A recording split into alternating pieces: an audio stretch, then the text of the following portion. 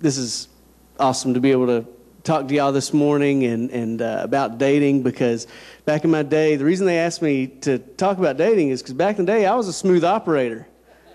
You know what I'm saying? Still am, still got it, you know. One of my friends, I went to Florida after Becca and I had gotten married. One of my friends, as soon as he saw her, he looked at me and gave me a big hug. He goes, "Man, you married up." And I was like, man, I've never been told that I'm ugly before, like so nicely and sweetly. He's like, "You married up. You the man." So yeah, actually, I'm going to ask Becca to come up, and because she has a few things that she wants to share. We're going to kind of share some stuff about how we met and our relationship, just so y'all can kind of have an inside look before we get into talking about dating. Good morning. I just want to give y'all a little bit of a backstory about me first, I guess, to kind of talk a little bit about the dating topic. Growing up, I had a not really that good of a relationship with my dad, and that tends to cause problems whenever it comes with boys, because you want to find that attention that you didn't get in somebody else. And so that was a little bit of a struggle, and I never really felt like I was pretty, or I didn't really have a lot of self-confidence, self-esteem, things like that. And so I still struggle with that today, but it was really bad when I was younger. And so I tried to focus in on the church instead of other stuff. And what I did, I got involved with a really great ministry, and the pastor paid a lot of attention to me. He sort of took me in and his daughter, and that was great for me, and I was very, very thankful, and I'm still very thankful for that. But because he gave me some attention that felt like a daddy, and so I sort of was able to stay put there and get grounded in something that was good instead of so much of the world and so much of what I could have gotten myself into. Made mistakes, but it was a good thing. But I remember a season in my life where I had gotten in this relationship, and I'd been with this boy for a long time. We were dating off and on for several years, and it was a bad relationship. He would cheat on me, and he would do things, and I just kept taking it. And I kept taking it because it was comfortable.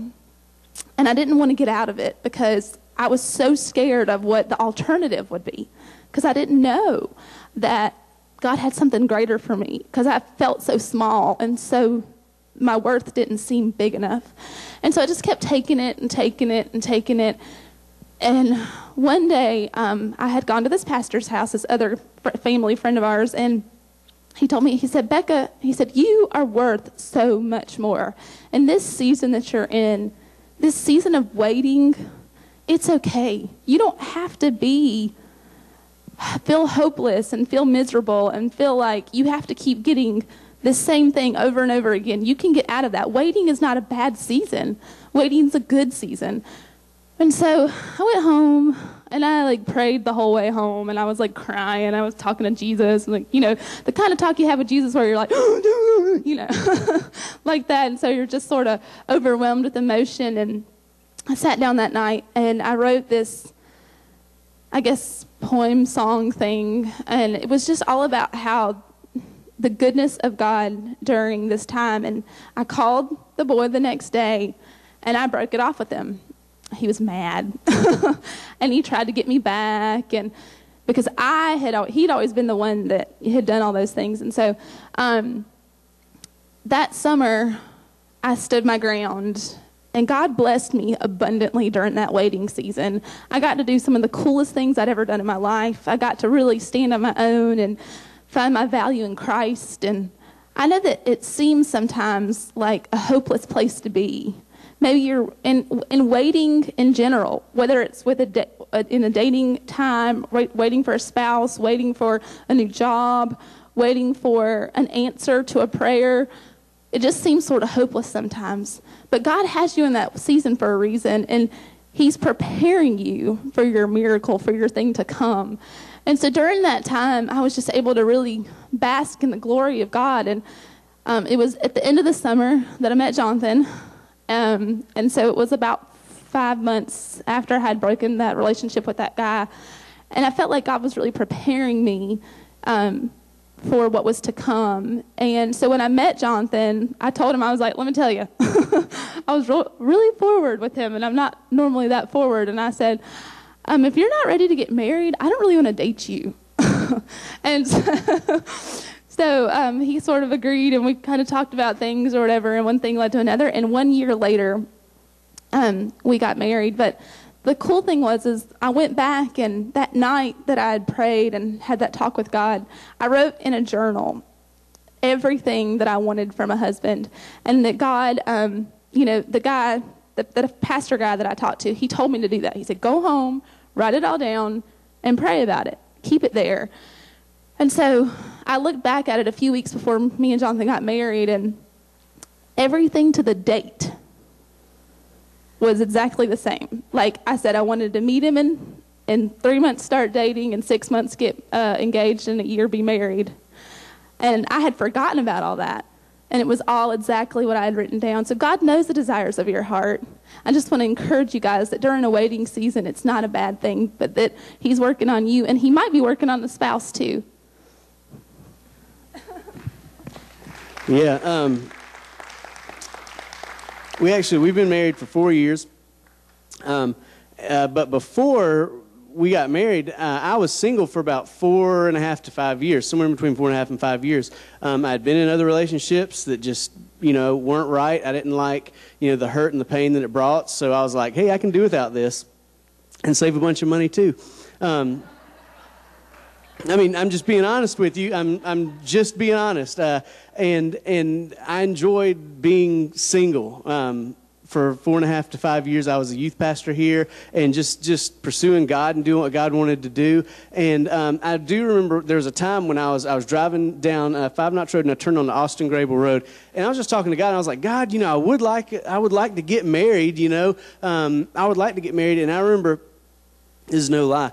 Y'all are probably going to laugh and be like, God, you are a freak. But this is what happened. I turned on to the road, and mind you, I just want to add this in there. I was driving a really cool car that I bought because I was single, and so I'm just saying, you can have fun when you're single. You know what I'm saying? Okay. Anyways, so I was driving down Austin Grable Road, and I was talking to God, and I remember God asked me. He said, okay, what if you met this person, and y'all dated, but you couldn't kiss for a year? And I was like, thought about it. I was like, I'm not kissing anybody now. I was like, if we're going to get married after a year and not kiss, the end result is a little bit greater than a kiss, if you know what I'm saying. We have a 2-year-old to prove that, I'm just being honest. We're in church. This is all good. But I'm serious. I really did think that. So whenever I met Becca and we started talking about dating each other, and she said, I don't want to kiss till we get married, it was not a surprise to me. I was like, oh, this is like God said. He kind of told me about this, And I really didn't think it too much of it after God asked me that question. I really didn't think about it. But whenever she said, I don't want to date, I don't want to kiss, until we get married, I was like, okay, that's cool. It wasn't like, and I want to preface this also, it wasn't like, we're getting married in a year. We just met each other. You know what I'm saying? We had hung out for a while. And that technically, my mom would always harass us. She'd go, just say you're dating. Just say you're dating. Y'all go places together. Y'all hang out all the time. Just say you're dating. And Becca wouldn't say that we were dating. I didn't say that we were dating because Becca didn't say it. So, but technically, that was kind of like a dating season for us. So, I just want to preface that because, I'm not into this like I kiss dating goodbye thing. That wasn't my cup of tea when I was a teen. I still don't agree with it. It's just the way it is. I believe that dating can be an awesome tool and asset to single and dating people, and as long as you use it within the right context. Now, we're talking about all this dating, and I want to talk to married people real quick because we're going to talk to the single and dating crowd for sure, but the married crowd, I don't want to lose y'all. It's very important that in your marriage you continue to date your spouse, that you continue to make time for your spouse, that y'all go out together. It's really imperative in keeping your relationship going, and because you're supposed to have fun together.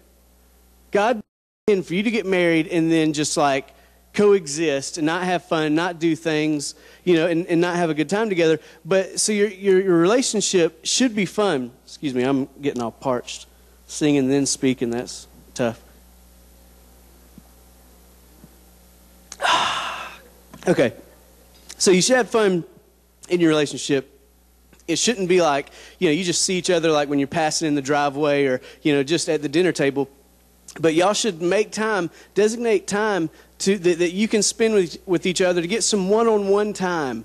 That it's important for your relationship, and here's the thing is that probably most couples that have been married for a good number of years have probably at some point let the fire die in your relationship. My dad used this phrase or whatever analogy last week. He said that there's snow on the roof, but there's still a fire in the furnace. With some marriages, the fire is burnt up, has went away in the furnace. You know what I'm saying? There's just snow on the roof, and it's like the relationship's cold. Everybody knows about that this week. If you didn't have electricity and you were thankful for the fire, right? Okay, but check this out. If the fire has burnt out in your relationship, just like it's possibly burnt out in the furnace, what it may take to get that fire going is work. You know what I'm saying? I mean, you may have to actually get up, go outside in the snow, and get some wood and bring it inside, put it in the furnace, and then try to get it to catch on fire. And heaven forbid, if it's wet wood, that takes a while. So I'm not saying it's just that easy. Your relationship, it may take some work. It may take some grunt work. You may have to wait on that wood to dry so you can light it on fire. But God wants there to be fire in your relationship. He wants you to be passionate about each other. He wants y'all to have each other and to be there for each other. Let me just tell you about our lives real quick, okay? I run the youth ministry and the music ministry and have a hand in pretty much everything else at the church, a little bit, to some extent, help out with whatever I can. Okay, Becca runs the children's church and coaches cheerleading, and we both have full-time jobs outside of the church and have to raise a child together. Now, in all that I told you that we do, we're stretched, just so far. And it's all stuff that we love. But a lot of times when life gets busy, us time can be the first thing that gets thrown on the back burner. It can be the first thing that that can wait, that can wait, that can wait. Here's the problem. If you keep putting that off, the fire's going to die in your relationship. And then everything else that you're doing is going to suffer for it. Because you're not the best that you can be. You're not working at 100% of who God's called you to be in your relationship. So I want to encourage you married people, if the fire's died, get up, go get the firewood. Let's begin to start the fire back in that relationship. That's what God wants for your life, okay? Now, dating people. Dating can be an awesome asset, great tool for you finding the right person in your life. It can be a great tool. Unfortunately, in today's culture, with dating, it has become like a deadly tool to some. It's just hurting people left and right because this is what people have done with dating is they have began to date and sleep around with as many people as they can, right? And then at like a moment's notice, they meet Mr. or Mrs. Right, and all of a sudden, they've been sleeping with all these other people, and then all of a sudden they want to get married and be committed. And none of their action before that has set them up for a faithful marriage. It's set them up for sleeping around with a bunch of people. You see, how you prepare for your marriage today will determine your marriage tomorrow. If you start habits today, it's going to affect your marriage tomorrow. Don't think just because you got married and you said I do and you kissed and walked down the aisle that bam, everything's different. Everything is different. But those habits that you started, those monsters you unleashed, they're still running wild in your mind, in your heart. So think about that. Single people, single again people, y'all should be preparing yourself for the kind of marriage that you desire. If you want a godly marriage, become a godly person Seek God. And that's what we're talking about today is how you can have the best plan for marriage and how you can live out God's best plan for your life. And I want you to understand that what you do today affects tomorrow. You know, we married people and single people, we have to realize this, that we can trust God. You have to trust Him with your marriage, with your relationships. He knows the best way, the best way possible to get you where He wants you to go. You know, a lot of times what we want to do is we want to say, well, God, let me show you how I can do that. Let me show you how I can do it. You know, I think this guy's really nice, or I think this girl is really nice. Let me show you. And we don't do it with just relationships, but all kind of stuff in life. And then all of a sudden, when we're about to crash, we go, oh, Jesus, take the wheel. You know, that's what people want to do. But if we can cut it off before that point, if we can begin to trust Him now with our relationships, you'll have the best relationships possible that God wants you to have.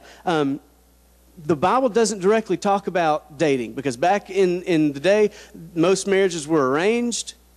And so the Bible does lay out some great principles and some principles that we can apply to our dating life. Look at Proverbs chapter 3, verse 5.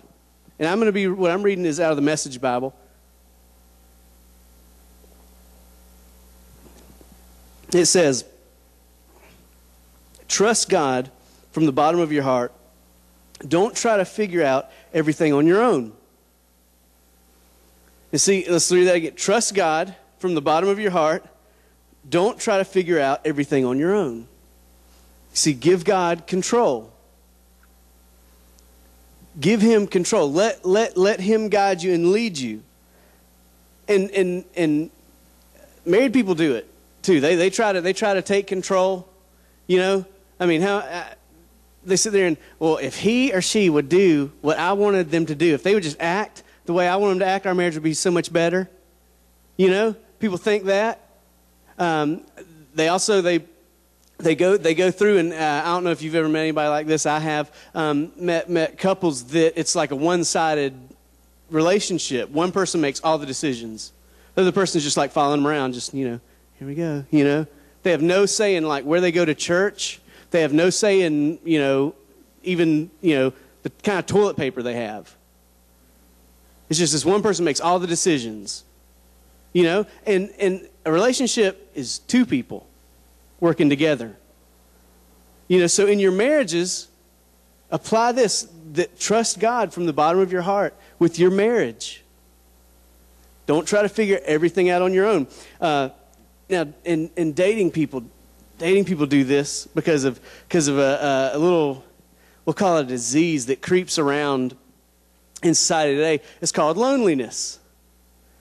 People are afraid of being alone. Look at Facebook. I mean, look at social networks. They're just blowing up everywhere. There's more social networks than you could probably count, you know, on your fingers and toes. I mean, they're just all kinds in different social networks. If you like to take pictures, there's picture networks. You know, if you like videos, there's video social networks. But the thing is that people are scared of being alone. And you can tell. You go to someone's Facebook page, and they've got like, you know, 2,000 friends, and they only know 5 of them. You know? Oh, yeah, I saw him in the store. I'm going to friend him. We did the nod thing and passed right by each other. You know? And I love it. People from high school you never spoke to, you know? They ask you to be a friend. It's like, you hated me in high school. You know? I'm pretty sure I cussed you out in high school.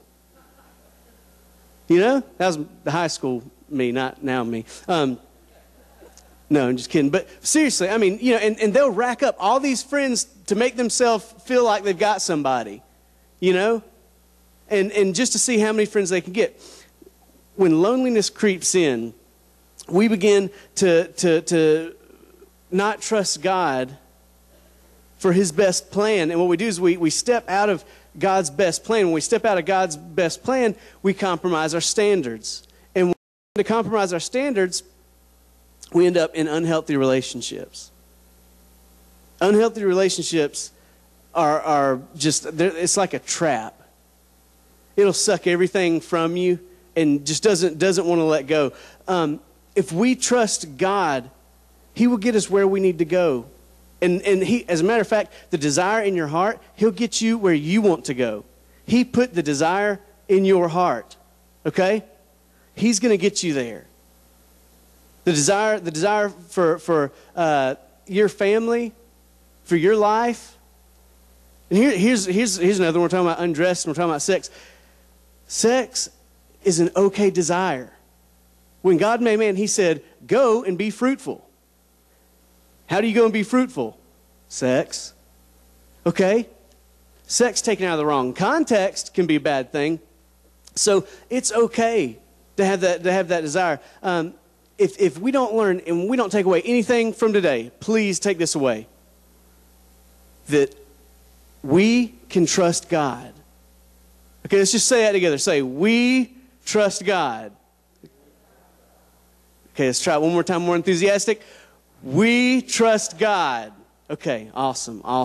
Yeah, I believe y'all are trusting God. That was pretty powerful. But God wants the best for your life. He wants the best for your marriage. And He knows how to get you there. Now, if you're dating and single, before you experience God's best plan for your dating life, you have to decide what philosophy or view of dating you're going to take, and how you're going to get there. There are 3 views of dating that we're going to talk about today. The first one is date. Who cares about a mate? And this is the most prevailing philosophy in culture today. It says it's never good to go a weekend without a date. And what people will sometimes do is what they'll do is they'll date people for long periods of time to ensure that they don't go a weekend without a date. And so in this philosophy, what the goal in mind is, it doesn't matter who we date, doesn't matter what we do on a date, but we want to have sex with as many people or have as much sex as we can. And this is an unhealthy habit that our culture has gotten into. And it's not God's best for our life. It's if you want to meet Mr. or Mrs. Right, the person that you're supposed to be with, this is not the road that you need to take, because it sabotages your relationships. I was at a youth conference a couple years ago, and the pastor was up there speaking, and he told a story about a girl that had come into their singles ministry and gave a testimony, and she had said that when she was raised in church her whole life, loved Jesus, was really active in church all up into high school. Well, then college came around. She went off to college and, all of a sudden quit going to church. I mean, she still loved Jesus like in her heart, but she didn't go to church, wasn't active in church. And so her friends were kind of the party crowd, so she began going to parties and bars with them. And she had never drank before, started drinking, and she really got into this party scene. And that's the way she lived for like a couple years, just in the party scene and enjoying it, partying all the time, clubs, bars. And then she was at a party one night, and this guy came. And everybody said the same thing about this guy. They said, he loves Jesus. He is into God. And she said, oh my gosh, that's exactly the kind of guy that I want to marry. That's like who I want to be with. This is a total God thing. And and she even, so much so, she even went home and told her mom, because her and the guy, she met the guy at the party, they start hanging out and everything. And so she goes home and she tells her mom, I've met the one. He's just so awesome. He loves Jesus. It's just, he's amazing, And so she goes back and she goes and she tells him how she feels about him. She goes, listen, I feel really strongly about you. I feel like you're the one, And his response to her was this. He said, you're not the type of girl that I want to marry. He said, I like you. You're great. He said, but the life that you live is not the kind of life of someone that I want to be with. I want someone who leads a godly life, and your lifestyle is wild. You see, it sabotaged that relationship. That could have been a potential mate for her. And because she was doing the whole date, who cares about a mate thing, just going around partying all the time, that sabotaged her potential, and it broke her. And literally, that's what got her back into church. And so she had started attending their singles ministry, and as a matter of fact, I believe met someone in their singles ministry. But you see, the whole date, who cares about a mate, this is not God's best plan for your life. It's not trusting God for his best plan for you. Now we're going to go on to the next one. Number 2, it's the extreme opposite of this. It's never date unless I plan to mate. And that sounds a lot like what Becca and I did. But this, like I said, it's the opposite end of the spectrum. It's the I kissed. It was popularized by I kissed dating goodbye. And in this, it says that dating in itself is bad and leads to bad things. Now, that's not what Beck and I thought. We were just both at the point in our lives where we knew that the next relationship that we had, we wanted it to mean something. And it was a total God thing. But this says that dating is bad in itself and leads to bad things. This philosophy, in this philosophy of dating, being engaged and dating are like the same thing. You pretty much can't date the person and get to know them until you're engaged. So here's the problem. How are you going to find out if a person is the right person if you don't have a way of spending time with them? If you don't have a way of communicating and getting to know them? I went to a summer camp like this when I was in youth group. I'm not kidding. We got there, and they told us, they put us in our room. Kate was there. She remembers, and they were like, don't talk to girls. They told the girls, don't talk to the guys. When you see them coming, you go the other way. Me, I was a teenager. I was like, I can't even talk to girls. This ain't going to work out. But, so I remember at this camp, at least in the little small group that I was in, they were like, when you see the person that you're supposed to be with, you're going to know it. I would like to see video footage of people knowing it. I mean, they just see somebody, hey, will you marry me? I've never met you before. You're crazy. Get out of my face. I mean, I'm not kidding y'all. That's how they explained it to us. Unfortunately, it's not realistic. It's not a real, thing. I mean, people can try that, if that's your goal that you're aiming at. I just believe you're going to have a hard time finding the one. The third view that we're talking about today is called date to discover a mate. And I believe this is the most healthy and realistic and godly. This says that dating is a process that I can enjoy, whose main purpose is to discover if the person I'm dating is someone I could or should marry. Dating is how I discover if this person is Mr. or Mrs. Right. And so what it is it's dating with the mindset of that should I or could I possibly marry this person? And I know what some of you probably are thinking, that you're like, I'm not ready to get married. That's okay. Because with this philosophy, it's okay to date even if you're not ready to get married. What you're doing when you date someone is you're evaluating, could I or should I marry this person? Is this a potential mate? Could I actually be with this person? And here it is. It's okay to date, because if you date someone and you go, hey, I could not marry this person, you break up and stop dating them. You just stop dating them. And so it's okay if you figure out that someone's not the person that you're supposed to be with, stop dating them. If you continue to date them, it's just going to cause more hurt and pain in your life and their life. So you're doing yourself a big favor by calling it quits, and you just say, I can't marry you, and just be honest with them, and it's okay, because believe me, I met a lot of people before I met Becca that I was just going, I can't marry them. I couldn't live with them, or I shouldn't marry them. But this gives us the opportunity to enjoy dating and getting to know potential mates while still staying within God's plan and seeking His best for our life. That's the first and foremost thing that we do in this philosophy, is we seek God's best for our life. Turn to 2 Corinthians 10, chapter 13. I'm reading out of the New Living Translation. I'm looking, people are flipping pages. They got it up there on the screen. Yeah, all right, we'll go ahead and read it. We will not boast about the things done outside our area of authority. We will boast only about what has happened within the boundaries of the work God has given us, which includes our working with you. You see, our goal is to stay within the boundaries of God's plan, not to go outside of the boundaries. And that's with dating and with married people. Married people, y'all, if y'all fallen asleep because we've been talking about dating and everything, y'all wake up, because I'm going to talk to you for a minute.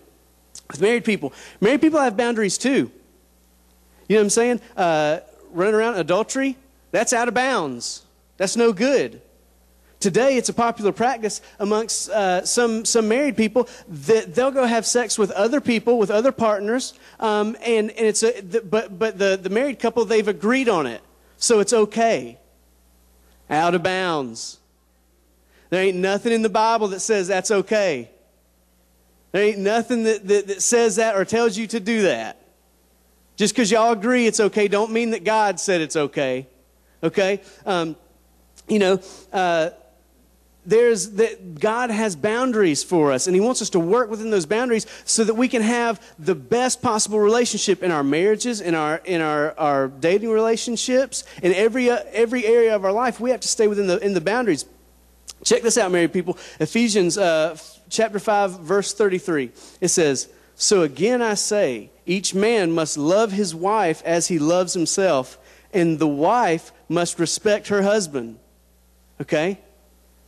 Husband, if you're not loving her as yourself, and wives, if you're not respecting, you're working outside the boundaries that God set for you, in the details that He's told you to operate your marriage in, and the boundaries that God's given you. You know, we can enjoy the best relationships in our lives as long as we work within the boundaries that God has set for us. Now, I'm going to share with you 3 godly secrets to discovering your mate for these single and dating people. We're going to let them in on a little secret here. The first secret is construct a plan for every date. Construct a plan. It's unrealistic to think that you're going to have God's best for your relationship, but not stay within the boundaries that He's given you. You know, in this series, we've defined sex as a meaningful and enjoyable experience between one man and one woman within the context of a committed marriage relationship, not within a dating relationship. We have to set a plan and don't go, out of those bounds. We have to draw a line and then take a few steps back. Proverbs chapter 27, verse 12. It says, "A prudent person foresees danger and takes precautions. The simpleton goes blindly on and suffers the consequences." I just want to read that again. A prudent person foresees danger and takes precautions. The simpleton goes blindly on and suffers the consequences. This means that in your relationship, that you draw a line where you shouldn't cross. And like I said, not only draw a line, but take several steps back. If you looked at, if we use this stage as our example, and the edge of the stage was the line that I didn't want to cross, what I'm talking about is that if that's the line, we need to take a few steps back, way back here. So if something comes and I accidentally stumble, I don't fall over the edge. But see, this is what dating people want to do. They want to draw the line at sex. Okay, because that's what the Bible specifically says, is not to have sex before marriage. So I'm going to draw the line right here, and I want to get as close to it as I possibly can without falling off. Problem is, if something comes and pushes me, there's no way I can stay on the edge of that. I'll fall right over it. You see, we should take precautions and step away from the line because we want God's best in our relationships. You know, with Beck and I, we said we're not kissing until we get married because we knew that we didn't want to get caught in a situation that God didn't want us in. You know, we wanted God's best for our relationship and wanted to set our marriage up for the best, possible marriage that we could have. The other thing is that dating people want to do everything, but have sex before they get married. This is the thing: is if you do everything before you get married, you have nothing. You have saved nothing for marriage. It's nothing more than